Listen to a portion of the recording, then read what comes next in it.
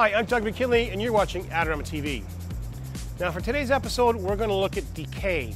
But unlike our previous episode on detritus, where we used found items and natural stuff, what we're going to look at today is more man-made, structures that we've put together. Buildings, cars, roads, etc. Anything past its prime, that's what we're going to look at.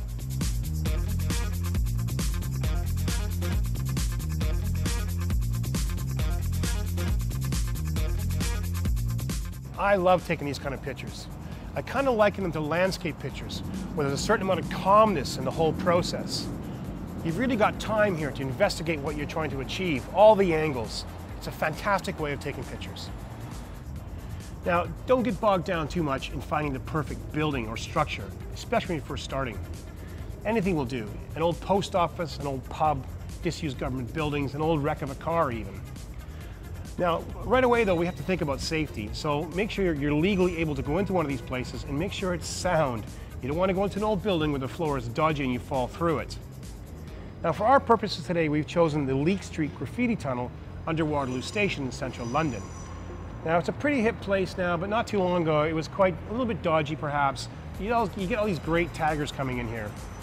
But it's perfect for our needs because it does show a little bit of urban decay.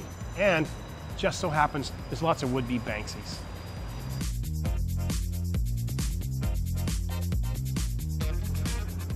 Now, most cities will have their fair share of urban decay.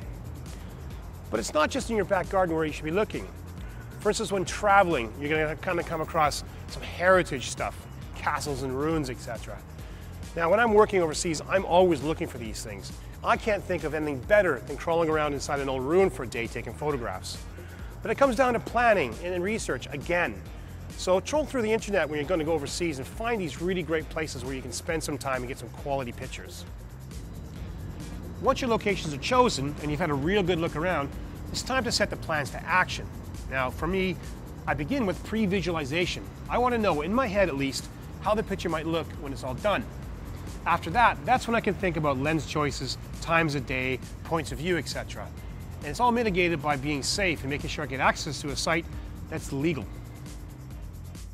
Okay, the gear. Now, it doesn't really matter what you use. You can use a camera phone, a DSLR, a compact camera, a medium format. It doesn't really matter. Whatever floats your boat. But what does matter though is the finished product, if you're happy with it. So if you're getting good quality pictures that suit you out of a camera phone, then go for it. Now, as I use DSLRs, that's the kind of thing I'm thinking about here today. Now, for lens choice, it kind of gets dictated by the surroundings that I'm in, perhaps.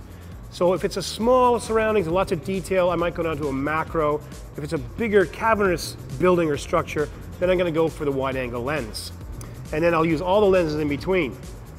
There's no real rule here, except trying to keep that finished product in your head, what you want it to look like.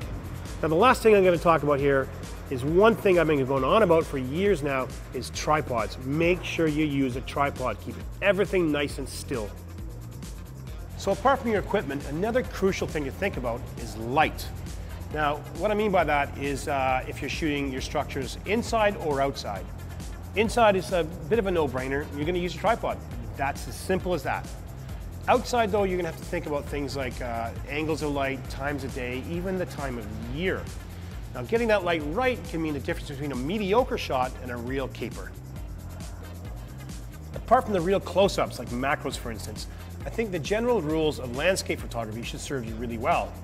Wide-angle lenses, using maximum depth of field with using a hyperfocal distance, and finding a good point of view. Also, I find that returning to these places more than once, I often get better pictures each time. Difficult, I know, if you're traveling. One last thing I want to say about these kind of pictures. Now, because this kind of photography lands on the arts end of the spectrum, there's no real need to try and show some realistic depiction of life. Have some fun with it. Use that software that's out there, whether it's Photoshop or Lightroom or any of the plugins. Have a real go at making a whole different look. Thanks for watching. I'm Doug McKinlay for Adorama TV. Don't forget, you can also subscribe to Adorama TV for more great videos. And tell us what you think. You can like, comment, or share this video. And please stop by the Adorama Learning Center for more great tips and tricks.